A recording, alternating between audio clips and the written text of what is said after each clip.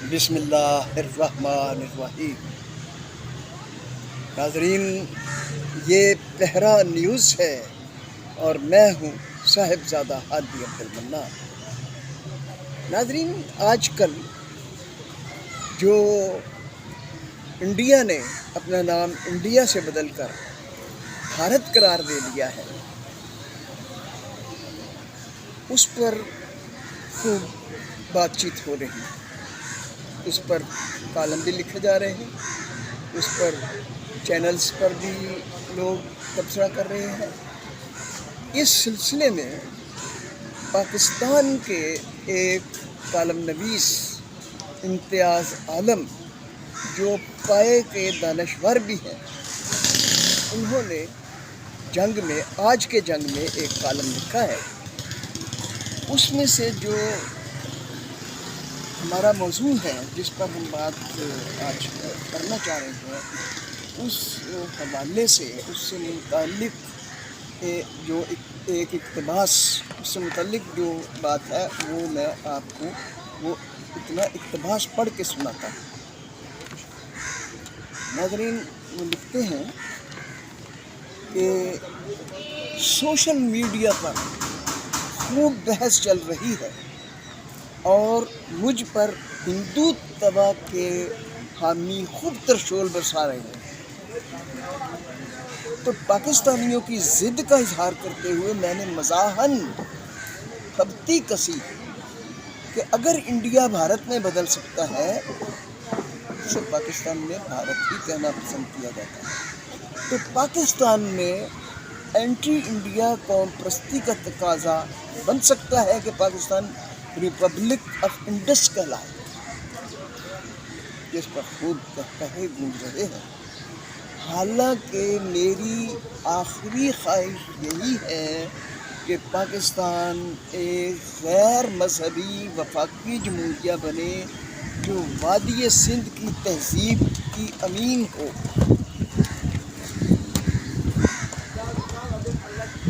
ناظرین، اگرچہ وہ یہ کہتے ہیں کہ میں نے یہ مزاحاً خبتی کسی تھی، مگر ان کے الفاظ پر اگر غور کیا جائے تو ان الفاظ کے پس لفظ جو معنی ہیں، ان سے ایک گہرا تاریخی شعور مترشح ہے۔ ناظرین، چونکہ جو انہوں نے یہ لکھا ہے کہ میرے مزاحاً خبتی کسنے پر بہت قہقہے گونج رہے ہیں، تو ان قہقہوں کے گونجنے کا جواز ہماری سمجھ میں نہیں آیا، کیونکہ جو اگرچہ انہوں نے یہ کہا ہے کہ میں نے یہ مزاحاً خبتی کسی، مگر بات جو ہے وہ اس میں بڑی سنجیدگی بھی ہے اور گہرا تاریخی شعور بھی اس سے مترشح ہے۔ ٹھیک ہے، یہ تو درست ہے کہ اس میں کوئی شک نہیں کہ پاکستان کا مطلب کیا، لا الہ الا اللہ۔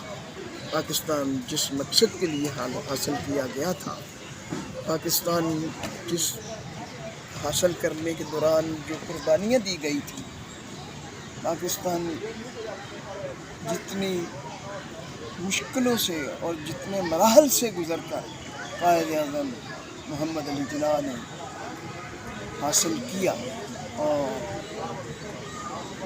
یہ کوئی جنگ لڑ کے نہیں حاصل کیا گیا تھا۔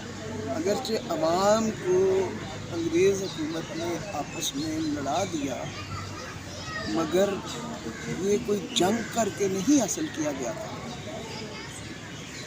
یہ قائد اعظم کی بصیرت سے حاصل ہوا۔ قائد اعظم محمد علی جناح کے گہرے شعور اور ان کی بصیرت کے نتیجے میں پاکستان میں حاصل ہوا۔ اس لیے ہر پاکستانی کا یہ فرض ہے کہ وہ اس پاک سرزمین کو حقیقتاً پاک سرزمین بنانے کی کوشش میں اپنا کردار ادا کریں. مگر یہ بھی حقیقت ہے کہ یہ سرزمین دنیا کی پرانی ترین تہذیبوں میں سے ایک تہذیب ہے، جو دنیا کی مصدقہ اور مسلمہ پرانی ترین تہذیبیں ہیں. ان میں سے ایک ہے مصر کی تہذیب اور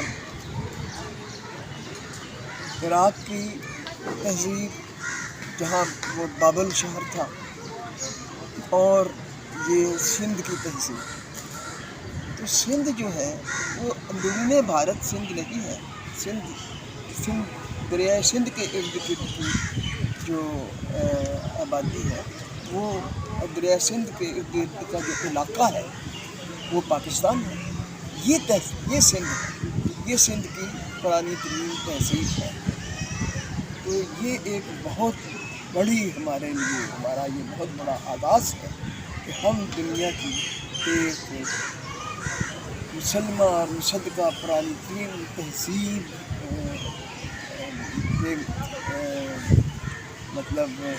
باشندے ہیں. اور یہ جو پرانی تہذیب تھی سندھ کی، اس میں راجستھان کا بھی کچھ علاقہ شامل تھا. اور یہ وہ تہذیب ہے جس میں موہنجو ڈارو اور ہڑپا کے شہر آباد تھے، اور آج ان کے کھنڈروں پر ہڑپا اور موہنجو ڈارو کے جو کھنڈر اس وقت موجود ہیں ان پر اگر غور کیا جائے تو سمجھ میں آتا ہے کہ یہ شہر بہت سوچ بچار اور بڑی منصوبہ بندی کے ساتھ ایک سائنٹیفک رویے کے ساتھ تعمیر کیے گئے تھے. یہ بہت بڑی بات ہے کہ اس سرزمین کے لوگ آج سے ہزاروں سال پہلے بھی انتہائی ٹیلنٹڈ تھے. آپ کو معلوم ہے کہ موہنجو ڈارو کس جگہ واقع ہے اور ہڑپا کس جگہ واقع ہے؟ موہنجو دڑو اور ہڑپا یہ ٹیکسلا کے پاس ہے. ہڑپا نہیں، ہڑپا جو ہے یہ ساہیوال کے قریب ہے، پنجاب میں ہے جی. اور موہنجو ڈارو جو ہے وہ سندھ میں ہے. اچھا. مگر یہ پاکستان کی جو تہذیب ہے، پاکستان کی جو سرزمین ہے، یہ اسی سرزمین پر واقع ہے. جی. اور جس کو وادی سندھ کہا جاتا ہے وہ پاکستان کی سرزمین کے ساتھ ساتھ کچھ راجستھان کا علاقہ بھی اس میں شامل ہے. انڈین راجستھان. جی اب اس وقت وہ انڈیا میں چلا صحیح. گیا نا. جی. تو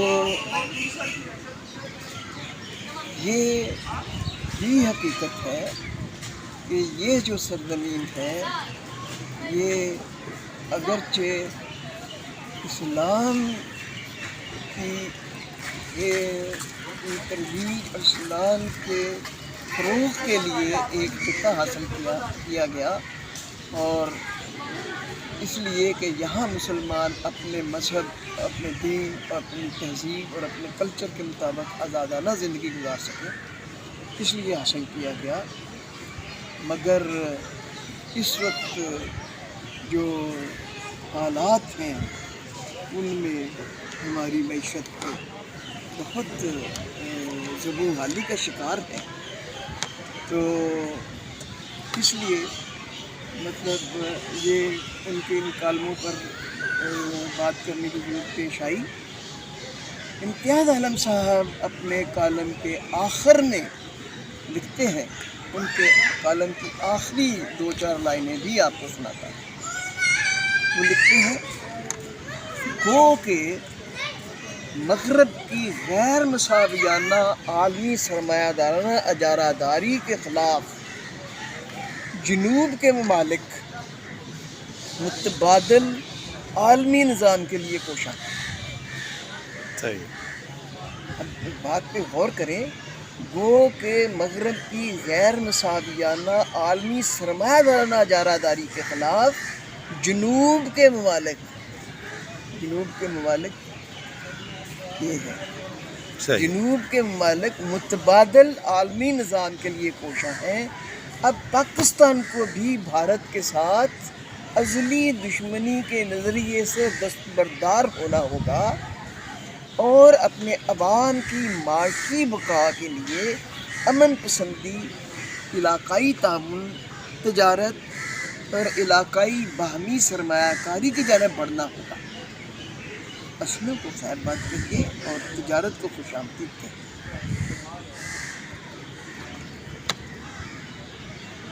یہ الفاظ اتنے واضح ہیں کہ ان کی مزید وضاحت کی ضرورت نہیں ہے، مگر ان کے ساتھ ہی آج ہی کے جنگ میں ایک اور کالم بھی چھپا ہے، وہ ہے محمد عرفان صدیقی صاحب کا۔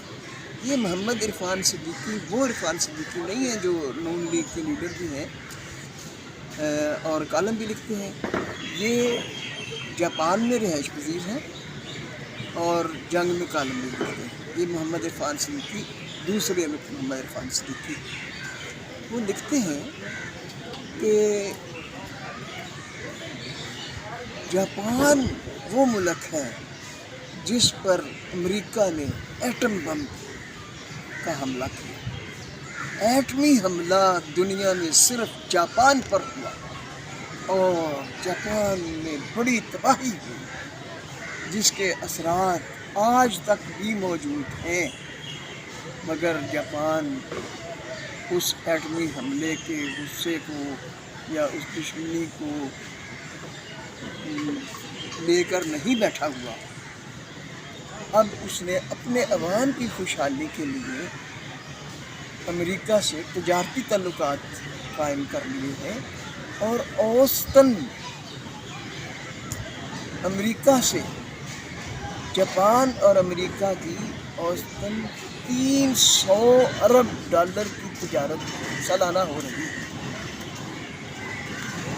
جاپان کی چین سے بھی اسی طرح دشمنی ہے، جس طرح ہماری پاکستان انڈیا اور بڑا عرصہ جاپان چین پر قابض رہا اور چینیوں پر ملازم بھی جائے۔